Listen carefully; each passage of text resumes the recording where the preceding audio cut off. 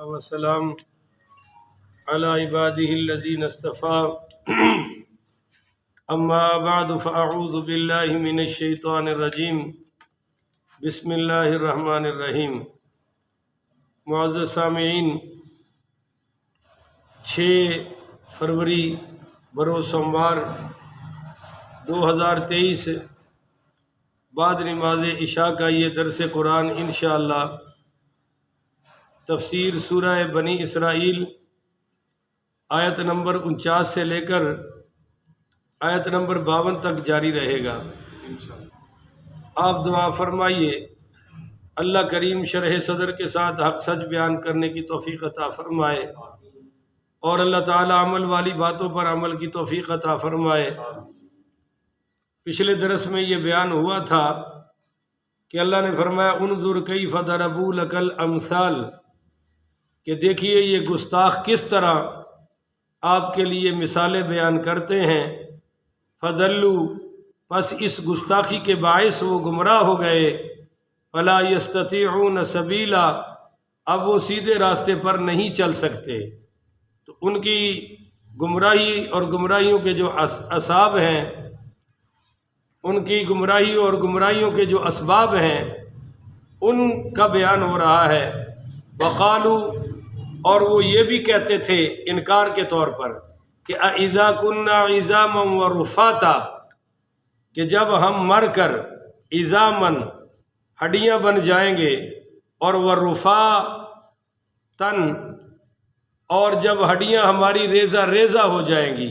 رفاتن کہتے ہیں وہ بالکل جو ٹکڑے ٹکڑے ہو جائے، تو کہا کہ ہم مر کر مٹی ہو جائیں گے، ہڈیاں ہو جائیں گے، ماس ختم ہو جائے گا، اور ہڈیاں بھی ہماری وہ کیا کہتے ہیں کہ ریزہ ریزہ ہو جائیں گی۔ تو انا لمبعوثون، تو کیا پھر بھی ہمیں اٹھایا جائے گا خلقا جدیدا، دوبارہ پیدا کر کے؟ تو یہ انہوں نے ایک سوال اعتراض کے طور پر داغا۔ آپ حیران ہوں گے کہ سورہ یاسین میں بھی یہ سوال موجود ہے۔ آخری رکوع میں اللہ نے پھر اس کے 4 جواب عطا فرمائے، اور یہ سوال کرنے والے 2-3 کافروں کا نام آتا ہے۔ بعض روایات میں ابو جہل کا نام ہے، بعض میں عقبہ بن ابی معیط کا نام ہے، بعض میں عاص بن وائل کا نام ہے، بعض روایات میں امیہ بن خلف کا نام ہے۔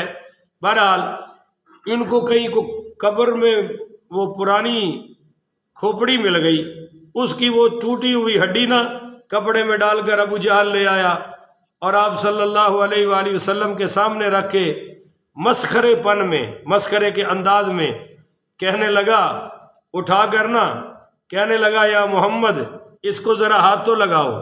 تو حضور پاک صلی اللہ علیہ وسلم نے ہاتھ لگایا تو وہ ریزہ ریزہ ہو گئی، کیونکہ وہ تو پرانی بوسیدہ ہڈی تھی۔ تو ابو جہل ہا ہا کر کے ٹھا ٹھا کر کے ہنسنے لگا اور کہنے لگا من یحیی العظام وہی رمیم، کہ کون زندہ کرے گا ان ہڈیوں کو، حالانکہ یہ تو بوسیدہ ہو چکی ہیں، گل سڑ چکی ہیں۔ تو اللہ نے 4 جواب دیے۔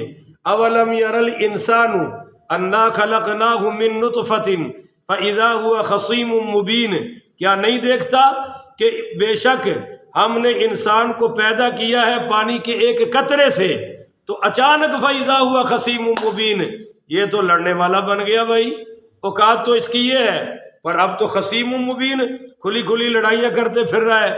تو اللہ کہتا ہے اب تو ہڈیاں ہیں اور تمہیں شک پڑ گیا، ذرا اپنی پیدائش تو دیکھو نا، میں نے تمہیں کسی ہڈی سے نہیں بنایا، تمہیں پانی کے قطرے سے بنایا ہے۔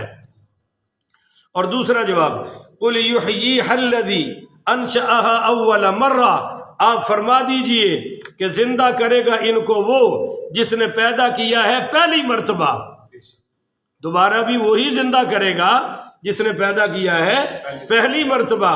اور تیسرا جواب الذی جعل لکم من الشجر الاخضر نارا، وہ پیدا کرے گا جس نے تمہارے لیے بنائی ہے سبز درخت بنائے ہیں آگ سے، سبز درخت سے تمہارے لیے آگ بنائی ہے۔ الذی جعل لکم من الشجر الاخضر نارا، وہ تمہیں دوبارہ کھڑا کرے گا جس نے سبز درخت سے تمہارے لیے آگ بنائی ہے۔ عرب میں 3 قسم کے درخت ہوتے تھے، ایک کا نام ہے مرخ، اور دوسرے کا نام ہے کلخ، اور تیسرے کا نام ہے عفار۔ یہ جو عفار ہے نا، ان کی ٹہنیاں آپس میں رگڑنے سے آگ پیدا ہوتی تھی، تو جب لوگ سفر پہ جاتے تھے تو اس درخت کی ٹہنیاں ساتھ لے جاتے تھے، جیسے لوگوں کی جیب میں ماسچیں ہوتی ہیں یا پھر وہ لیٹر وغیرہ رکھتے ہیں آگ کے لیے۔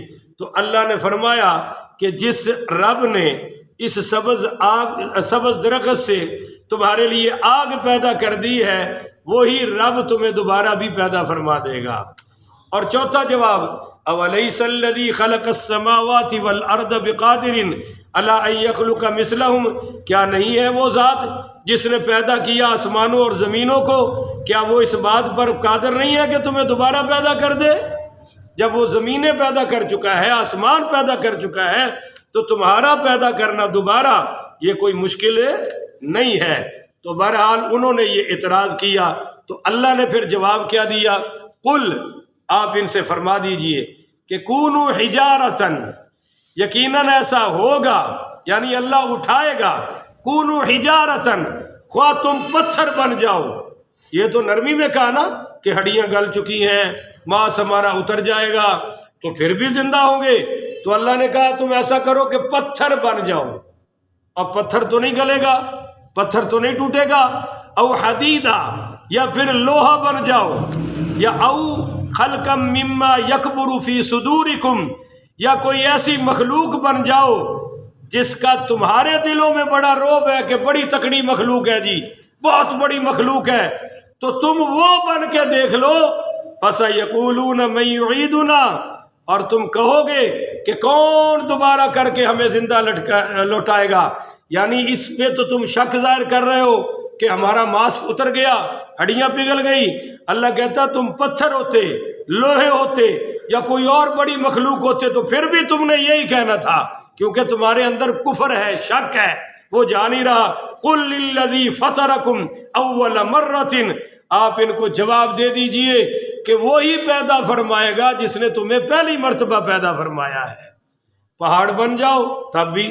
اور بعض لوگ تو واقعی دین پر عمل کرنے میں پہاڑ ہوتے ہیں کہ دنیا ہل جائے، وہ پہاڑ کی طرح جس کو کہتے ہیں جبل استقامت بن جاتے ہیں، اور کچھ الحمدللہ دین پر عمل کرتے کرتے کافروں کے لیے لوہا بن جاتے ہیں۔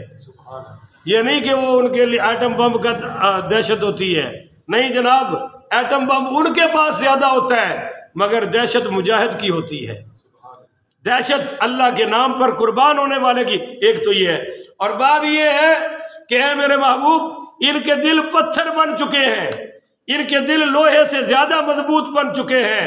اب یہ اور مخلوق کو تو بڑا سمجھ رہے ہیں، او خلقا مما یکبر فی صدورکم، ان کے دلوں میں مخلوق کی بڑائی تو ہے، پر بنانے والے خالق کی بڑائی کوئی نہیں ہے۔ اللہ کو ظالم بڑائی نہیں سمجھتے، مگر فَسَيُنْغِضُونَ إِلَيْكَ رُؤُوسَهُمْ، ہاں جب آپ ان کو یہ بات کہیں نا کہ اللہ تمہیں ایسے پیدا کرے گا جیسے پہلی مرتبہ، تو حیرت سے حیرانگی سے آپ کی طرف دیکھیں گے اور سر ہلائیں گے۔ بولو سر، دیکھیں نا، آپ کسی کو بلائیں وہ آگے سے یوں یوں کرے جیسے آپ کرتے ہیں، آپ کو بڑی تکلیف ہوگی کہ یار میں اس سے بات کر رہا ہوں، یہ آگے سے یوں یوں کر رہا ہے۔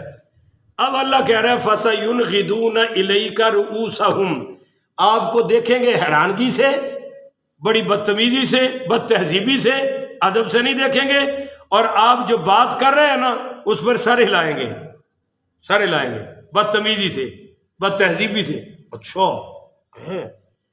ایسے سر ماریں گے آپ کی باتوں پر۔ وَيَقُولُونَ مَتَىٰ ہُوَ، اور کہیں گے ایسا کب ہوگا، ایسا کب ہوگا۔ جب آپ کہیں گے نا کہ اللہ دوبارہ اٹھائے گا تو پہلے تو بدتمیزی سے سر ہلائیں گے، اور پھر وَيَقُولُونَ مَتَىٰ ہُوَ، کہیں گے ایسا کب ہوگا۔ قل، آپ فرما دیجئے، عَسَىٰ أَن يَكُونَ قَرِيبًا، کہ اس کا وقت قریب ہے۔ بولو جی، اس کا وقت قریب ہے، قیامت کا آ گئی،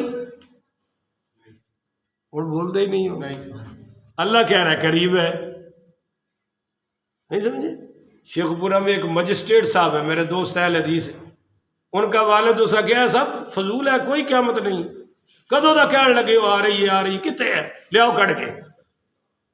وہ میں نے انہیں بلایا، کہنے لگیا یار تیری مہربانی، چلو تو بریلوی صحیح سنی صحیح، میرے ابے نے تو سمجھا قیامت تے سارے مسلمانوں دا اتفاق ہے، اور میرا ابا پٹڑیوں لے گیا.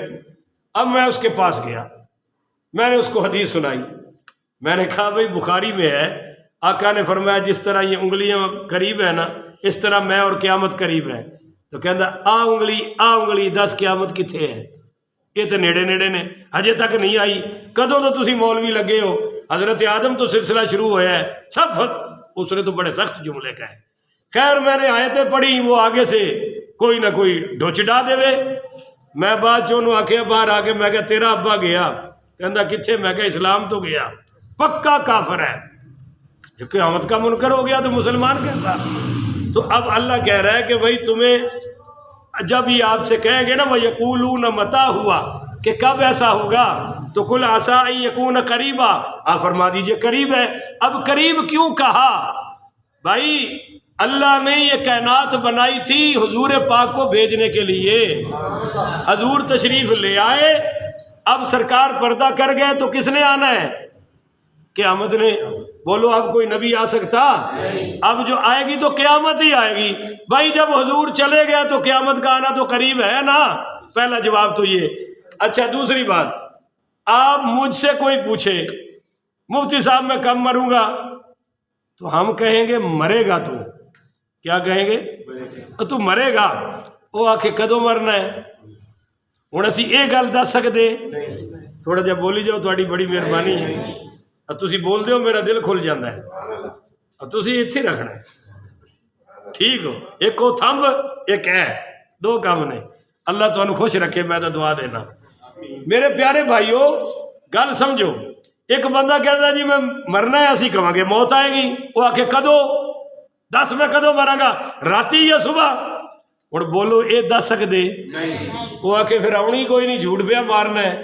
ایمان نال دسو آئے گی یا نہیں آئے گی؟ تو قیامت تو آئے گی. اب وہ بے ایمان پوچھتے تھے بتاؤ کب آئے گی، بتاؤ کب آئے گی. تو حضور نے وہ خاص گھڑی بتائی، اس سے انکار کر دیا. تو جیسے موت مبہم ہے اسی طرح قیامت کا وقوع بھی مبہم ہے، پر موت بھی آئے گی اور قیامت بھی آئے گی اور دوبارہ بھی اٹھایا جائے گا. تیسرا جواب، فکر نہ کرو کہ قیامت کو زیادہ دور نہ سمجھو، کیونکہ سرکار دو عالم صلی اللہ علیہ وآلہ وسلم نے فرمایا من مات فقد قامت قیامہ، کہ جو مر گیا اس کی قیامت قائم ہو گئی. بولو جی اس کی قیامت قائم ہو گئی. اس لیے میرے بھائیو جس دن اللہ تعالیٰ پھر نقشہ کھینچ رہا ہے اسی میں آگے اللہ نے فرمایا کہ یوم یدعوکم فیستجیبون بحمدہ، اس دن کو یاد کرو جب اللہ تعالیٰ تمہیں بلائے گا، سو اس وقت تم آؤ گے اس کی حمد کرتے ہوئے. فیستجیبون، قبول کرو گے اس کا بلانا، بحمدہ، اللہ کی حمد کے ساتھ. اس دن تم اللہ کی تعریفیں کرو گے، پر وہ تعریف قابل قبول ہے. اور حدیث میں آیا کہ جب مومن مسلمان اٹھیں گے اڑتے ہوئے پہلا جملہ کہیں گے سبحانک اللہم وبحمدک. اب کافر بھی پھر دیکھ کر کہیں گے کہ بھئی دیکھو یہ تعریف پہ کر دے رہے، انہوں دا کام بن جانا ہے، اسی بھی کریے ساڈا بھی بن جانا ہے. اللہ کہے گا یہ تعریف تو کریں گے پر ان کی اس وقت قبول ہے. وَتَظُنُّونَ إِن لَبِثْتُمْ إِلَّا قَلِيلًا، جواب دو گے اور یہ اللہ کو جواب دو گے حمد کے ساتھ، إِن لَبِثْتُمْ إِلَّا قَلِيلًا، اور تم کہو گے کہ بھئی دنیا میں ٹھہرے ہیں مگر تھوڑا سا، دنیا میں ٹھہرے ہیں ہاں. موت نہیں آئے گی پھر، کیونکہ جنت اور جہنم کے درمیان لا کر موت کو بھیڑیے کی شکل میں ذبح کر دیا جائے گا. موت تو مر جائے گی پر بندہ مرے گا نہیں. جنتی جنت میں ہمیشہ زندہ رہیں گے اور دوزخی دوزخ میں ہمیشہ زندہ رہیں گے. اللہ تعالیٰ مجھے اور آپ کو عمل کر کے زندگی گزارنے کی توفیق عطا فرمائے، اچھے عمل کرنے کی توفیق عطا فرمائے. آخر ودعوانا ان الحمدللہ رب العالمین.